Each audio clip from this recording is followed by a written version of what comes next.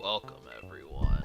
This is Acid Roots. We're gonna talk about Super Mario Brothers. So, I have played through this game a number of times, but what we're gonna do is I'm gonna run. I might end up doing this both quests. Now that may seem strange, but no one ever does that, so that's gonna be the reason why. But this game is basically a cornerstone as far as gaming is concerned. It's 30 years old. I think almost every person who's played a video game knows about this. So obviously Nintendo itself may not get the credit it deserves these days, just due to the fact that it's been 30 years ago. If you were to see the original Nintendo version of this game, it is not as presentable as this one. It's one of the ones that kind of established get to the end of the level type thing. But yeah, I mean, Nintendo just went in a series of directions, and this is probably the one that got the brunt of people playing it. It sold 40 million copies. So 40 million people played this game. And then on the Super Nintendo, we got it further with Super Mario AllStars. But what I've been more interested in lately is just the games that people would have played had they continued. And so I guess, for example, what that means is how many of you out there know about Zelda. And, naturally, may not be a ton, but I still feel like it's one of the more popular games for the Nintendo. So obviously the Nintendo Entertainment System was a popular as hell machine. I just don't know what the consensus on it was back in like 1986, 87. If people were like, whoa, I've never seen anything like this before. Have you played Mario? And then you insert some 80s slang.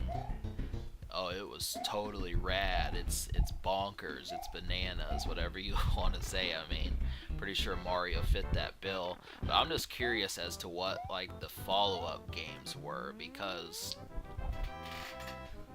before 1985, third-party developers weren't necessarily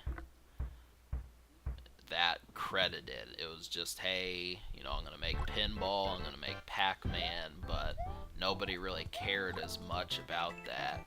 So naturally this was made by Nintendo. Nintendo made most of the best games for the machine, but the thing after that was I don't know, I guess I can spare you the history lesson. Let's just talk about, my fun with this. So, yeah, I mean, I've played this game since I was about 2 or 3 years old. I had a Nintendo, and I just remember somewhere around the 4th of July, 1992 or 1991, I lost this game.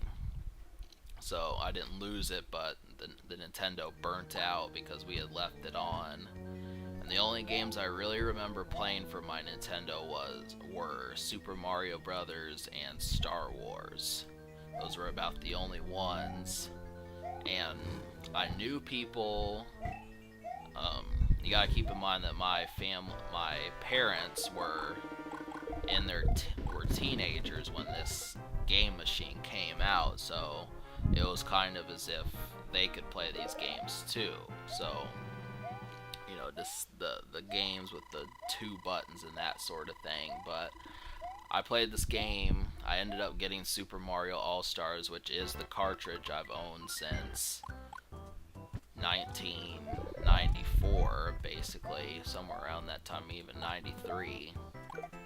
But I don't have a huge history with this game just because I couldn't beat it. And so the number of times I played it have not been super large. This is probably only like the 12th or 15th time I've even played this game.